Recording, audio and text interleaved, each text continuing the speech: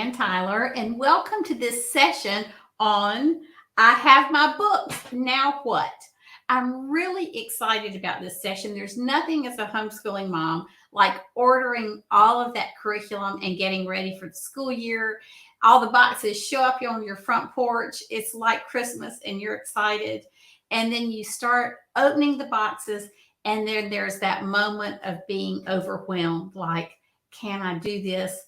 What do I do with all of this? And what am I supposed to teach on Monday morning, my first day of school?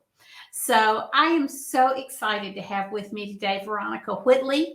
She is one of our HomeWorks consultants. She's a homeschooling mother of 4. She's been homeschooling for 13 years. She's a pastor's wife, and she has a real heart not only for homeschooling, but making sure her kids and our kids have a strong biblical worldview that they're being taught through their homeschool experience. So Veronica is going to come talk with us now about what to do when those books arrive. Veronica, thank you so much for being with us today. Thank you. I'm excited. So tell us just a minute about your 4 children and what you love about using the BJU Press Homeschool curriculum. Well, I have kind of a range of kids. My oldest is going to be a senior this year. So we are finishing up in what seems like very short order. Can you believe you've got a senior? Doesn't it seem like it was yesterday that you started? Yes. And at the time, it seemed like we had all the time in the world, and it's gone by. I mean, they tell you it goes by so fast, but sometimes I'm just like, I can't believe it's already here. So yeah, enjoying this last summer, and yeah. And that's the word to you mamas with first and second graders, and you feel like they're never going to grow up or read on their own or be independent on their learning. You're going to blink your eyes and they're going to be seniors in high school. So treasure these moments. Yeah. And then my son will be going into 6th grade. And then I have 2 younger daughters. One will be in 4th grade and one will be in kind of a 2nd, 3rd combo. So you run the whole gamut from early elementary through high school. Yep. So you're a great person to talk to us. So tell us what happens once a parent orders the curriculum. It's going to show up on their front porch in a bunch of boxes. Okay. So what's the first thing they do when those boxes show up? Wait for your husband and let him pull them all in. Our UPS man has to get his dolly out and drag everything. I saw a post from one mom the other day. She had to use a wheelbarrow to get everything into their house. So it can be a lot of boxes. Generally, I would say the first thing you want to do is make sure all the boxes are there. They're usually numbered. That's good to know. Yeah, don't start opening them, or you can check on your account. Make sure that you've got all the boxes that have been sent. Don't start opening them up until everything is there, because you don't want to misplace a packing slip. If you start opening without the packing slip, you might not know if something's on back order, if you're missing something. So exercise a little bit of patience and wait to open them until everything arrives. So generally they come all at once, but sometimes it might take a day or 2. So when they start unboxing, and by the way, we've got some videos that are going to be posted after our session today. Tell them a little bit about that, because I believe there's even an unboxing video in that. Yes. So when you start unboxing, realize that the grade levels aren't necessarily packaged together in the same box. I mean, maybe if you've got one child, you'll see pretty much everything in the same boxes. But if you've got multiple grade levels, you may find all of your teacher's editions in one box. You may find all of your workbooks in one box for different grade levels. So have an area where you can spread out, and I like to stack stuff. We've got I don't know which way to turn here. We've got our desks back here. That's usually where I do it. And I just put everybody's books on their desk, and just that way you can kind of get a visual on, okay, this is my oldest pile for 12th grade. This is my 6th grader. And you can see what you've got, and it makes it a little bit easier, I think, for me to just check it off. I like to grab the packing slip first off. And as I pull stuff out of the box, I highlight it on the packing slip just to make sure it's there. I've seen it, and then it goes in a pile. Okay. Okay. That's good to know. So you've answered this a little bit about how do I organize and where are my teacher's editions, but the teacher's editions could be anywhere in all of those Yeah. boxes. Yeah, Okay. if you are doing a textbook kit and you're getting teacher's editions with those, they will be in the boxes. They will be coming. They're the big spiral bound ones. Usually, if there are multiple teacher's editions, they'll come shrink wrapped together. Um, if you're doing video classes, those will be on the hub for you. So you may not get a physical teacher's edition unless you ordered that separately. Okay. Um, so yeah, yeah, So and once they start they're looking at their video courses on the hub and they decide they may want the teacher's edition that's printed, I guess they have the option of ordering then if they didn't sure, order it before. yeah, Okay. just call your consultant. She'd be glad to help you get it. Okay. So a lot of people will have a mixture of the parent led and the video courses. And so different things will come with each of those. And I guess you've got you organize according to what is what. I organize according to grade level and child. I tend to keep my kids separate. We don't do a lot of combined classes, so that makes that a little bit easier for me. Okay. But we do a combination of parent-led and video classes. This year we had one of my kids was doing parent-led video, online video and DVDs. So Okay. we had all the formats going. Oh, okay. Okay. That's good. So here's a question that I think is a great question for people to understand up front. Do I have to do everything in the teacher edition or video lesson all 180 days? No, you don't. There is so much in there.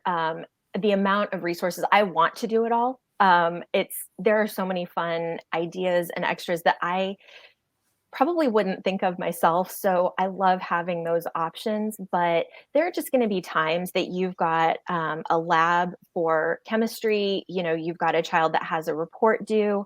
Maybe you've got extracurriculars, maybe you've got a concert or a recital, something going on even outside of school or at your church. You may need to pare down a little bit. You may have 3 or 4 writing assignments on the same week. You can combine, you can modify those.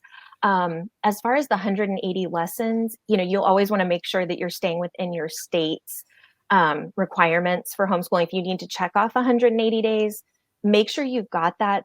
This curriculum gives you enough material to get all of your school days in. But if you've got a co-op, if you're counting other things as your school days, you may not do it all. Sometimes if we finish our school year close to the beginning of the next year, I will have them maybe take the chapter review or the first chapter test, just because it's generally a review. If they do Mhm, well, mhm. we'll just go ahead and move on. That just gives us a little freedom towards the Yeah, end of the year, or yeah, to slow that's down when we great. need to. And we did a session that some of you may want to go back and hear on homeschooling in high school. That And was in so one of the good. sessions, Yvonne Strawn with her daughter Ashley was talking about how do I homeschool in high school with a child that has special or learning difficulties. And so they really stretched out some of the assignments. And Mhm. while there were 180 days worth of assignments, maybe they got through 150 days in one year and carried them over, or because it starts with review, then sometimes you're okay with that as well. So people shouldn't feel like they're in a box. They don't have to cover all the material, and they don't have to always get in all 180-day assignments. Yeah, And go it's ahead. very flexible. I mean, you do what you need to do. Sometimes you've got a co-op that may cover a unit that you would normally do with the video lessons or a chapter in history. Maybe you're doing labs with your co-op, but you want to do the video lessons and work through the textbooks. I mean, there are so many great opportunities. You don't have to feel tied to the textbook. And the hub is a great way to organize your year, see what's coming up, plan, and rearrange things when you need to. The word you said that is so key, Veronica, is flexibility. You just, especially when you have multiple children and life intervenes, sometimes you just have to be flexible, know how to have some give and take. And I think that's really, really key. The curriculum should be the tool and not the rule. Yes. And so it should always serve us and our family's needs and not the other way around. So, okay, so when I started homeschooling back in the 80s, and there was about one curriculum company that would sell to me, that was BJU Press. And I honestly, I mean, we knew nobody who was homeschooling in the world when we started. The burning question in my mind was, okay, all of this is fine and good, but what am I supposed to do Monday morning when school starts? I mean, that question kept me awake at night. Okay, I'm figuring this out as I go. There's not a lot of support, but what is Monday morning supposed to look like? It plagued me. So one of the questions you and Tina had wanted to answer in this session was, what happens on the day I start? What am I supposed to do on Monday morning? So I would love to hear what you have to say, especially to new moms out there. This is their first year. One of the things, I mean, everybody probably does it differently. I've seen so many great ideas out there for how people do the first day of school. For us, I used to try, and I would lesson one started on day one. We would jump in full force, every subject. And I mean, we were talking assignments, videos, whatever it was. Um, and I know some people like to do a slow start. They'll start with one or two classes, get used to that, add Yes. in a couple more. And Mhm. that's a great way to kind of, especially if this is a new curriculum for you, to kind of get used to the pace, to get used to the assignments, the structure, the organization. You know, Absolutely. that can really make it an easier transition, especially coming out of the summer. If you do a lot of, fun, free time in the summer and it's like, okay, back to work, easing into it can be really helpful and less stressful. We like to make the first day of school kind of a fun day here. So we don't do a whole lot of academics on the first day. Like we'll start out, I love buying school supplies just because it's fun. So each of my kids get new, whatever they need, crayons, pencils, notebooks, all of that. So I'll have that laying out on their desks on the first day. And really, it's just, for us, it's just a chance for them to get to know their books, to look through them, maybe, read a little bit of the first lesson if they want to, get to know their video teacher. If there's an orientation in like the high school classes, especially, we'll watch those together. Just kind of get a feel for what a typical day will be like. Like we'll run through our schedule, kind of a dry run of like, okay, we'll do this subject first, and this is how the day will move. Day one of academics, though, for us is the second day of school. So it just makes it fun and something for them to look forward to. I think that's great. One of the things we used to do was we would make the first day of homeschooling a celebration. So that was the only way I could deal with all of my angst. The first year we homeschooled, I thought we rarely ate out as a family. We were a young family on a one income, and we had legal bills that first year we homeschooled, which is why I always tell everybody to join HSLDA. This was pre-HSLDA days. And but we decided we would go eat at a restaurant that we normally couldn't afford. I had saved money for each one of the kids to go buy a toy. We would we would ride by schools and say, "Look at those poor children who are chained to their desks all day long, and look at how much freedom you have to enjoy life. The world is your classroom." So this was my like day to inspire the kids with how great homeschooling is. And but I love the suggestions you had too, because we really do need to take time to celebrate with our kids, because it's real easy to let the day to day overwhelm all of the love and enjoyment we have together. So, okay. Do I need to print anything? And how do I know if I'm missing anything? Maybe you can handle those two questions together. So as far as printing, if you purchase a full kit, I mean, if you purchase the textbook kits, pretty much everything you need to teach your lessons, you've got your teacher's edition, you've got your student materials. There will be a few resources here and there that are suggested for you to print out. Do you absolutely need to? No. There have been plenty of times that we didn't have ink in the printer. We couldn't afford to buy a new cartridge. And we made it work with what we had. If we drew a lot of very probably inaccurate maps on our little whiteboard. because that's what you do. Um, but it's very user friendly in that sense. If you're doing video courses, the student handouts are sent to you. You shouldn't have to print them out. You do have access to them in the hub. If my cats like to eat paper, so we'll find little pieces and corners chewed off. If my kids want a clean copy, we can print them off. If they lose one, they make a mistake, we'll just print out another one and plug that in instead. That's fine.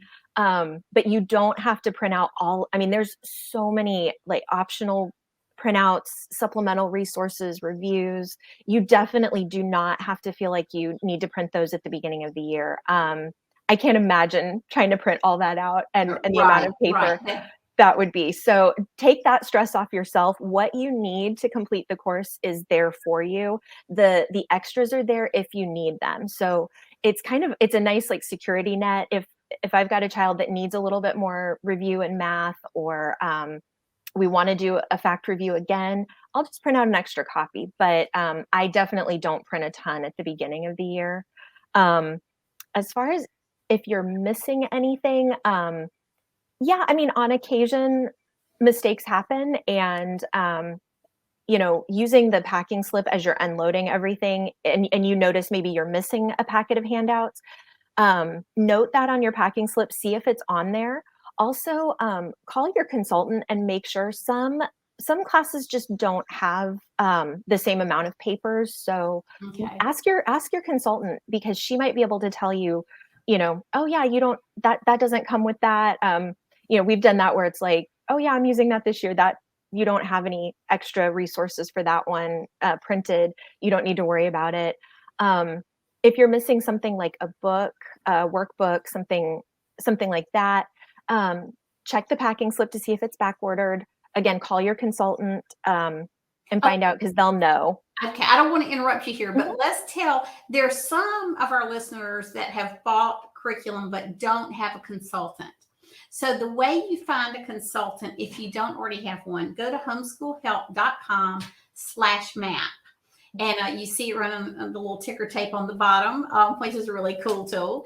And you will click on your state, and you can find a consultant near you. If there's not one in your area, click on any dot on the map, and somebody will tell you how to get in touch with a consultant who can answer your questions.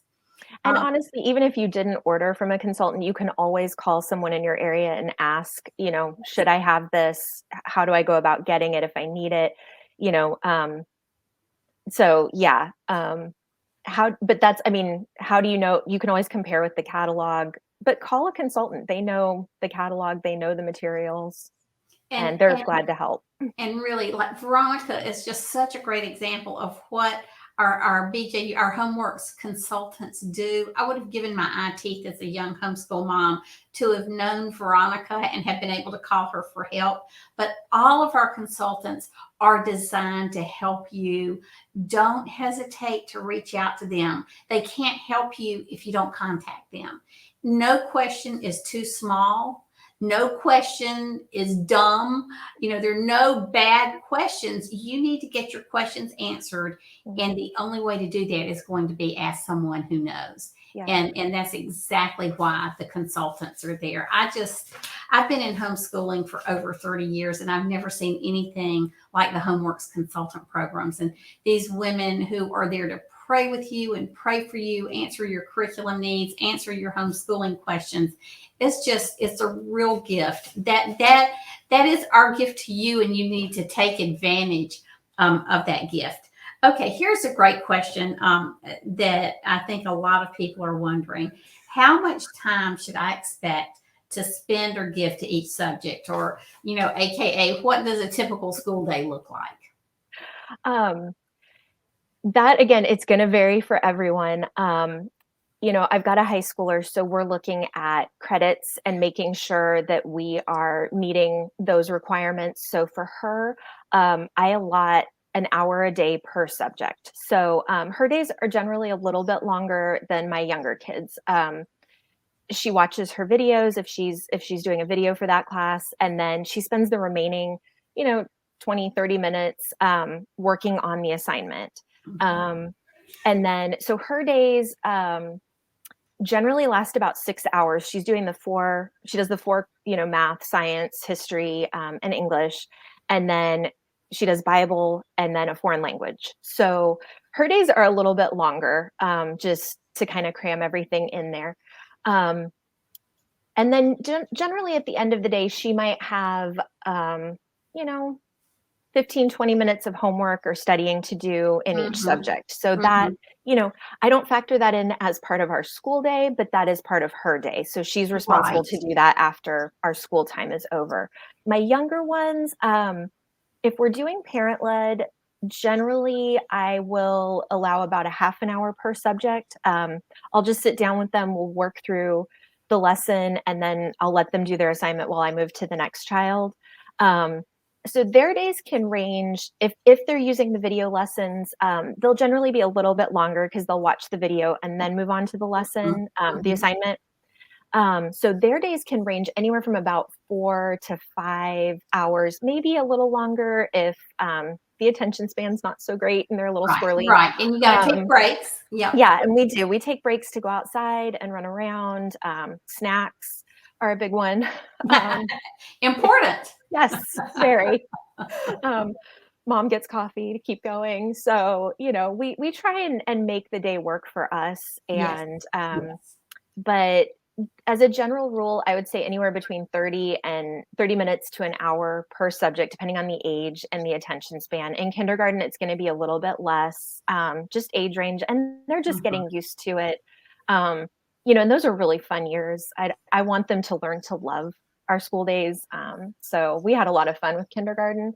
Um, and yeah, as far as that, I mean, I give a little bit more time. I mean, I'm usually kind of alternating between kids, and then I do most of my grading at the end of the day. So when they're done for the day, um, I'll pull out all of our papers, grade, record, try and get it back to them, and try and stay on top of that because it adds up quick with four of them.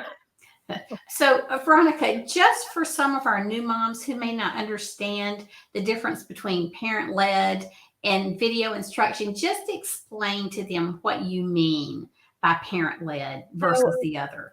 parent led is when you purchase a textbook kit, you don't have the video access. And that's where you, as the parent, do the teaching. And it's a lot of fun. I love watching them, just when you see them understand a concept, when you see them understand how to read for the first time.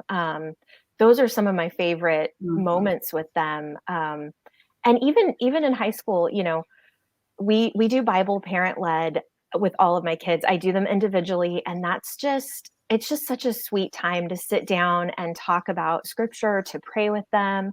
Mhm. Um, so I mean, parent led is parent led. It's the textbooks, it's the teacher's edition. You as mom or dad are doing the teaching, and the video classes. I was hesitant to use them at first. I felt like somehow it would take away from what I was getting to do. And in all honesty, I wish I hadn't been so hesitant. These teachers are amazing. Um, my kids love them, and they have taken such a load off my shoulders. I don't have to teach chemistry because Mr. Harmon does such a great job of it. Mhm. Mhm. I didn't have to remember everything from geometry because Mr. Matasiewicz had that covered for me. I could come along and answer questions. So they're not taking you out of the equation at all. They're just coming along and helping you bear that burden.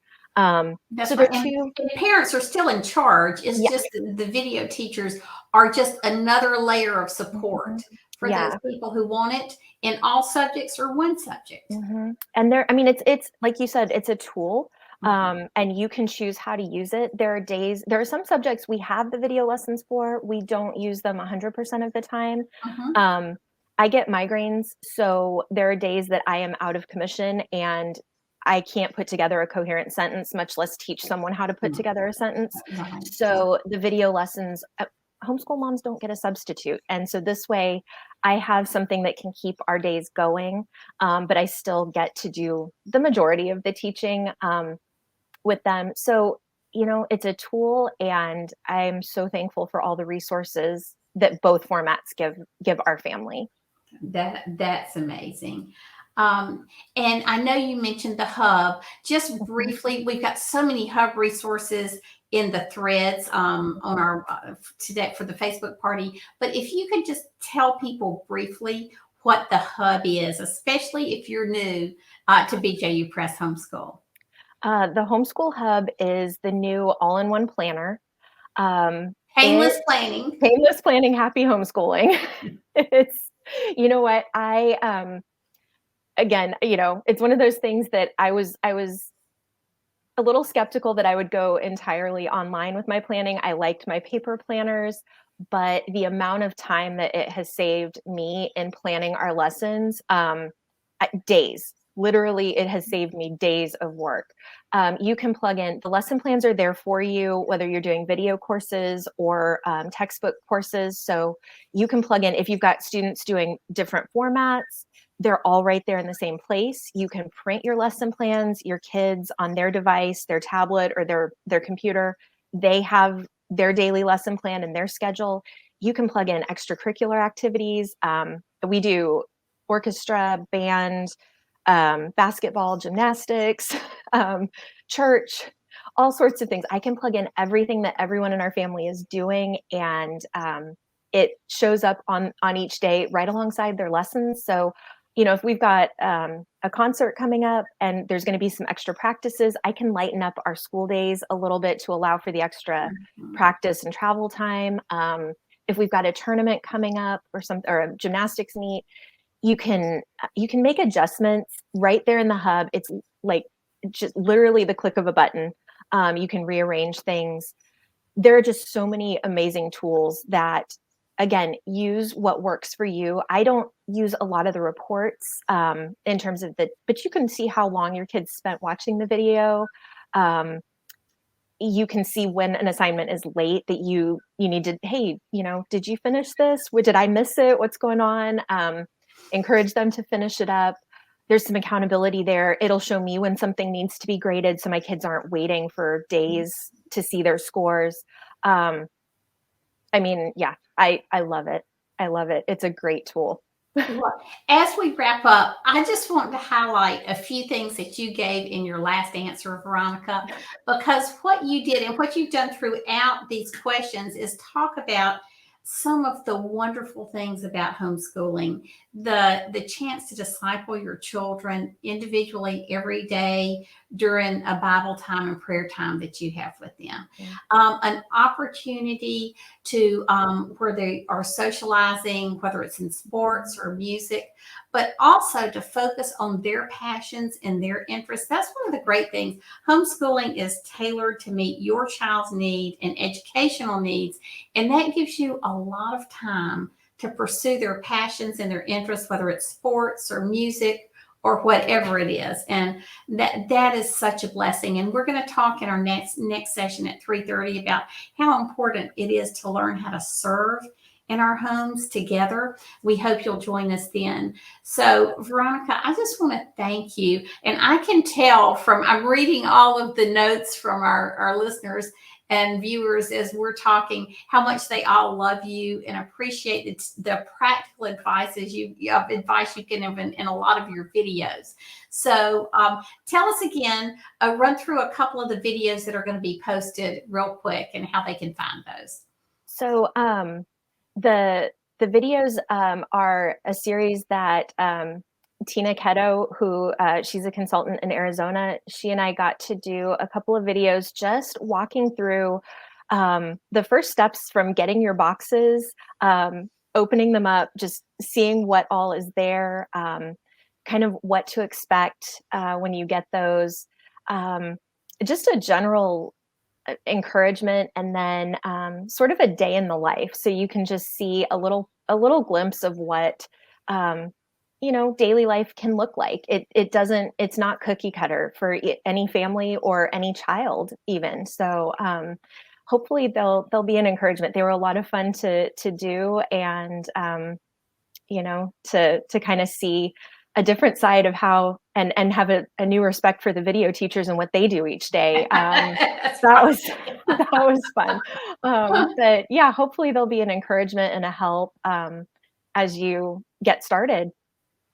Well, thank you so much, Veronica. You have given so much practical help and wisdom to the new moms out there and the new users of BJU Press Homeschool. We just pray that you all have a wonderful year. If you have any questions, go find your consultant. And again, that's homeschoolhelp.com/map. And check out these videos you'll soon be able to access. Veronica, thank you so much. What a blessing you are to so many. Thank you.